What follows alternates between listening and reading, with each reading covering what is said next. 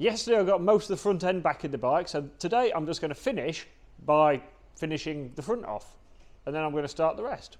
So I'm not finishing, I'm starting at the front again. It must be noisy Friday on the industrial estate because our next door neighbours, I'm not sure whether they're servicing a car or whether they're breaking concrete, but the noise is horrendous. Right, I've put the front mudguard on.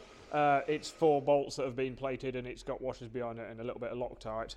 Made sure the little grommet is in place there, and I think it just looks nice with a bit of colour on it. The next thing to do is to put the 2 air tubes on that go from the airbox along here to the headlight binnacle. The important one for the right hand side here is that it's got the header tank in it. So I'll have a pipe going from there and this will go somewhere as well, and that'll all connect in, and then I can actually put some water in it. Not that I'm actually going to yet. So I picked the air tube out and realised it's got a hose there that goes to the top of the radiator, but there's no other sort of drain off it, which is unusual. It just breathes out the cap if it does go over pressure, which meant I've got a pipe just here that doesn't go anywhere.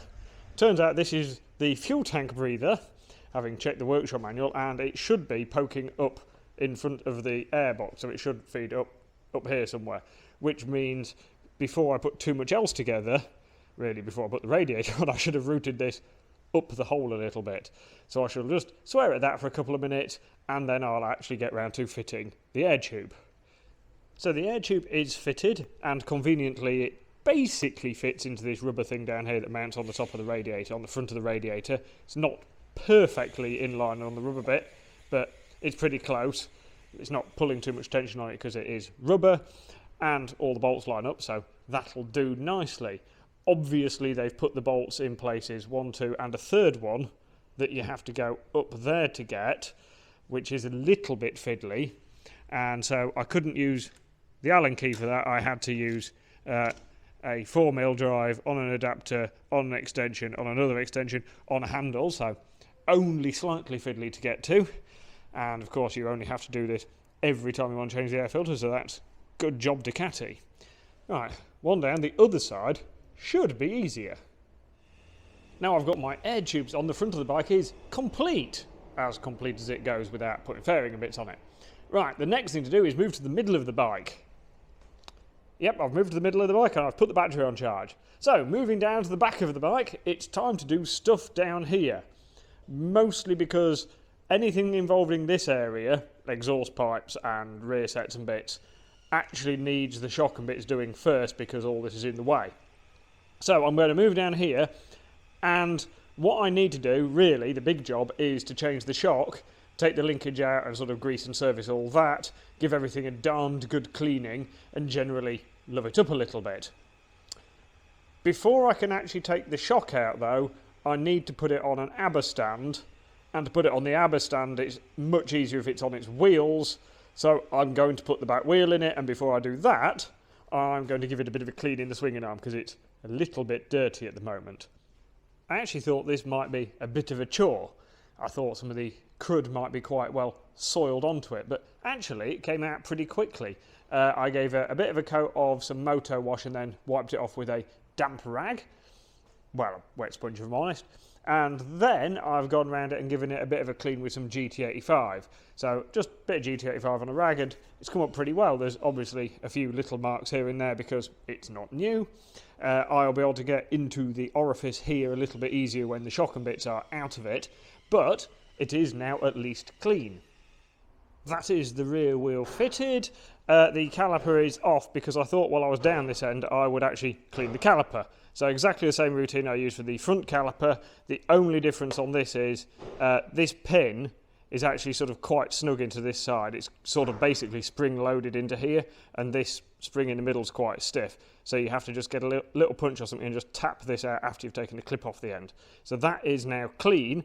And the nice thing is it's got almost brand new brake pads in it. So that is a bit of a bonus. Just make sure that doesn't rattle against the swinging arm. I haven't done the spindle up tight and I haven't adjusted the chain tension or anything like that, but we are in potentially for good. The spindle goes in from this side. I'm not sure whether it's meant to or not, it doesn't really make a lot of difference, but it means you can get it through the caliper carrier first and hold that into place as you lift the wheel in. Now, lifting the wheel in, I like to have a technique where I put my foot underneath the wheel and lift the weight of the wheel up. And talking of the weight of the wheel, this might say, somewhere it says it, Marchesini in it. But this is not Marchesini lightweight. This is Marchesini lead weight. I kind of like the look of these wheels. They're, you know, period correct for 2005. But my word, they're heavy. I can't actually think of a time that I've had to lift a heavier bike wheel than this. I thought the front was heavy, the rear is ridiculous. So I can understand why people have a tendency to change these for lightweight wheels. This is one of the adapters for my ABBA stand, and I've just remachined the end of it a little bit to give it a different shape so it fits lovely in there. And so the other side should fit quite well. If it was a race bike on solid footrests, I'd have that rear set there and I could just put footrest stands on it and lift it on the footrests. But this is a road bike and they'd fold up out of the way. So ABBA stand into there, and then we can support the whole bike on the swinging arm pivot. The good news is there is no play in any of the linkage or anything, so that is a good sign. This bike's never had a hugger fitted, so that's part of the reason why the shock looks, well, a bit grotty, frankly, because it's never had any protection, and so the wheel's just thrown all the dirt and water straight at the shock absorber, which is never ideal. The actual alloy has survived quite well, but the plating has just looked very shabby very quickly. Now that I have the back wheel in the air, what I am going to do is I'm going to put a jack underneath there to just support the weight of the wheel, because it's so heavy, and then I'm going to start undoing all the bolts that hold the shock and the linkage in. So I have some support under the back wheel, and all I'm going to do now is one by one crack off all the bolts. So I'm just going to take a little bit of tension off the bottom one there, the top shock bolt, the middle of the rocker, and the linkage one here, so I can have absolutely everything apart. And I'm hoping it won't all be a seized up mess. Where the bottom bolt locates into the swinging arm isn't entirely unknown to seize up solid, but luckily for me, all of these ones have come out nice and easily. Bonus! So I have an empty swinging arm and a slightly more full bench, so that is the adjustable tie rod that they always tell you not to adjust. That is actual linkage with a centre bearing in there. The rest of the bearings are sort of on there or on the shock. And we have a somewhat grotty looking shock absorber. So before I address any of these bits, what I'm going to do is I'm just going to get hold of the back of the bike again. I'm just going to get hold of the wheel and I'm just going to move it up and down and side to side and make sure there's no play in the bearings in the swinging arm pivot. Big boy muscles on for this.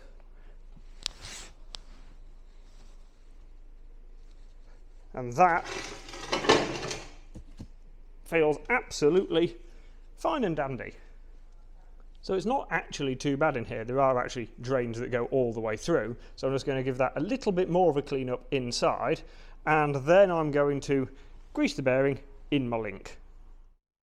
So this should be pretty straightforward. I'm just going to give this all a little bit of a spray with GT85 and clean any of the dirt off it. And then I'm going to push that bearing out like that. Make sure it's not got any particular wear on it. And then lube it up with a bit of new grease. So now it's externally clean, I need to push the bearing out from the middle. What I do quite like about this linkage is it's still got the Cagiva elephant on it.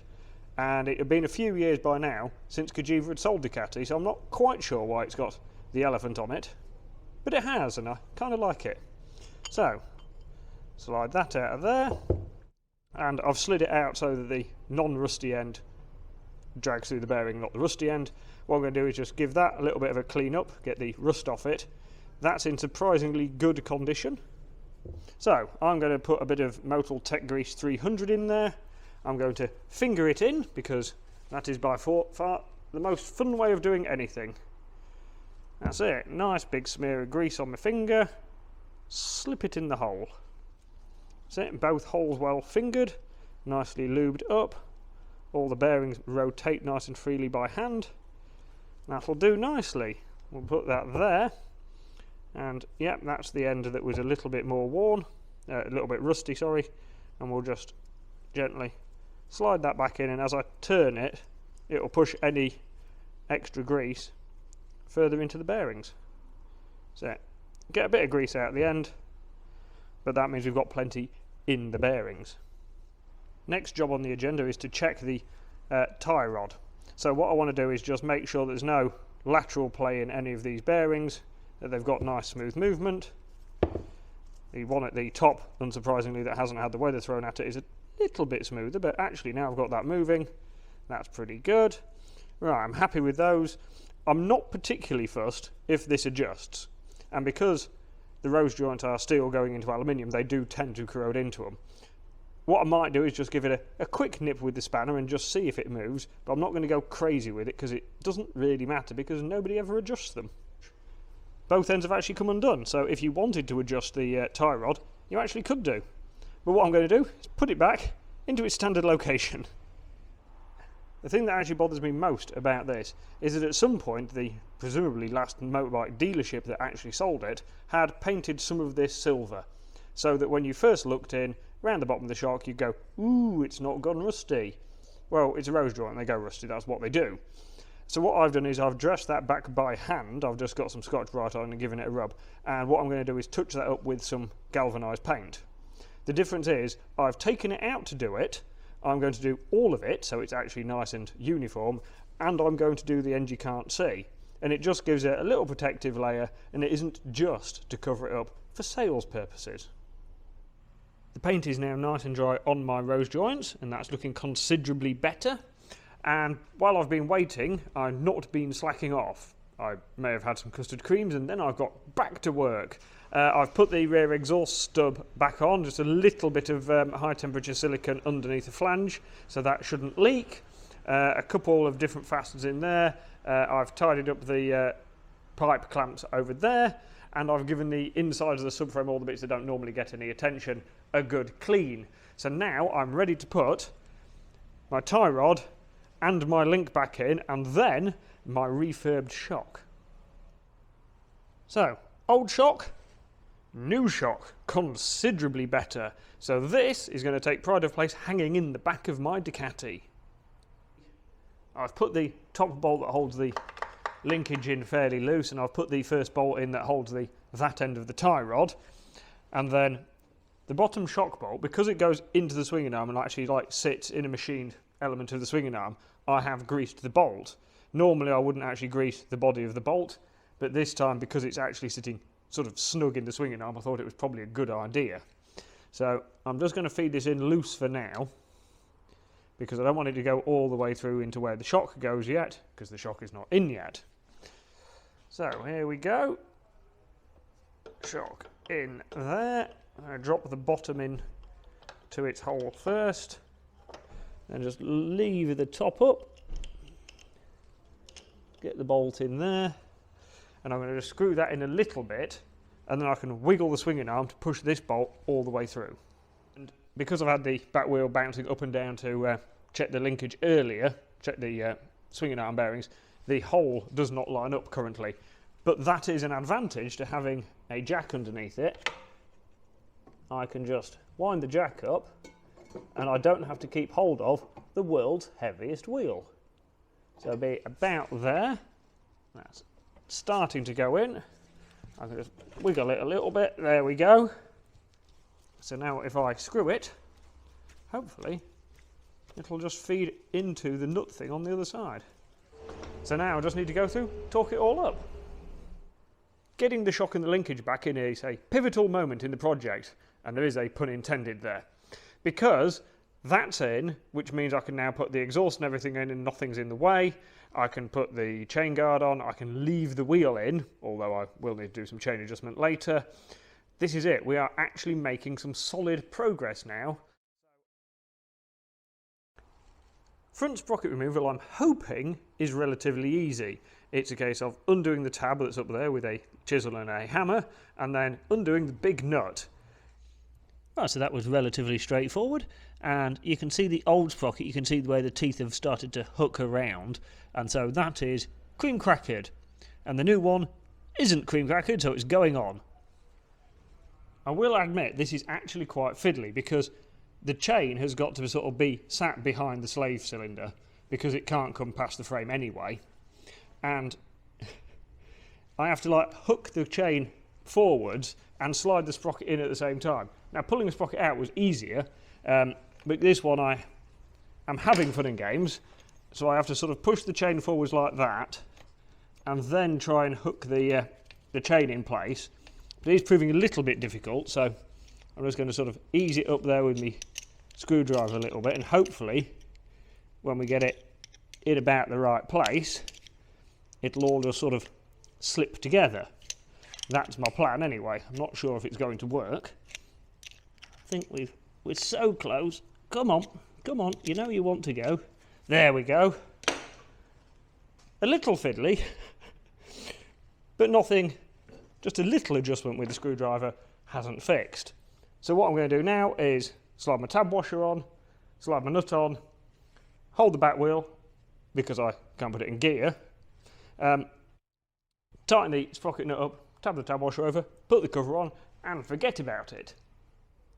While I was on this side of the bike I couldn't really resist doing a few extra bits, so I've put rear sets back on with newly plated bolts, heel plates on that I'd blasted and refinished, all the linkage in that bit's back on, sprocket covers on, chain guards on, and I have now set chain tension. So the next thing on the agenda is pipe wrangling. So I have big long exhaust pipe and short little exhaust pipe, and I need to make them fit on here. And it is luckily fairly obvious which way round they go. This one clearly goes on the back, and that one clearly goes out the front like a MotoGP bike, doesn't it? Or not. Right, this should be relatively straightforward. I'm going to sort of slide that in there, and it goes up there, and then I just slide that into there. Yes, there is still a bit of a gasket in there. Slide that into there, like that, and it's sort of going to go about there. See? Simple. From this side, these pipes look almost acceptably clean. From here, they're not too bad, but then when I come round this side, this one doesn't look very good still. I'm going to have another little go at that one, see if I can make it a little bit better, because otherwise this is just going to annoy me. From here, the exhaust looks okay. From here, it looks passable. Yeah, right. I feel like I've buried enough time into that piece of exhaust pipe, and the next stage would be to actually go full mechanical metal polishing, and then it wouldn't match that one, so I'd have to do that, and then before you know it, you've lost all the will to live and a load of money and time in exhaust pipes that frankly don't need to be any better. So, they're not perfect, they're going to have to do. The next bit to do though is put the mahoosive exhaust pipe on. So, I've cleaned up all underneath here, and I've made sure I've got the big bolt for here and the two smaller bolts for there. All the sort of like rubber anti-vibration things are in. They have to be the correct ones so they don't melt. And then down on the floor is the exhaust pipe. Right then, here goes. Heave! This is not lightweight engineering, this thing. I can understand why everybody changed them. So, I've got to like slot that.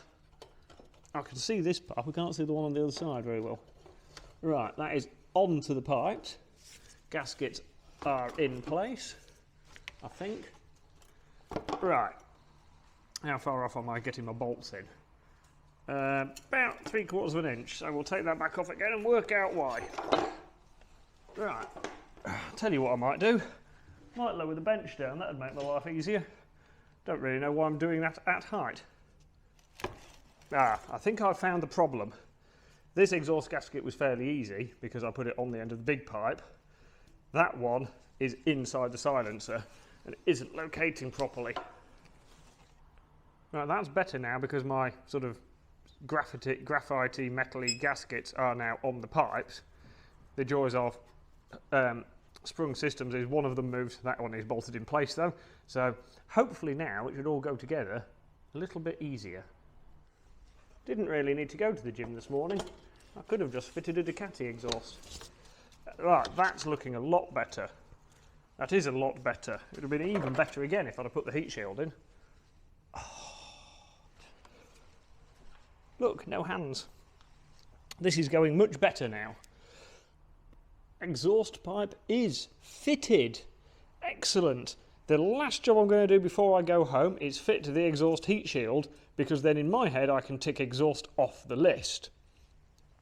So down here we've got the exhaust heat shield. This is another item that I blasted and scotch-brighted to give it a bit of a refinish. And there are little sort of spacer washers with fibre elements on them. I'm missing one fibre element, so I've got one new one, and the bolt actually goes through from this side against one fibre washer, and these ones sit at the back. And basically the fibre washers insulate the heat shield a little bit from the heat and a little bit from the vibration. Doesn't that look better? Right, I'm calling that exhaust pipe done, so that's another big bit I can tick off the list. So that's day 3 of the 749 rebuild done. We've made some good progress, and I have what is basically now a complete motorbike. Nearly. So another day or so, and I think we'll have it all buttoned up. Thank you for watching, and join me again next time when hopefully it'll be finished.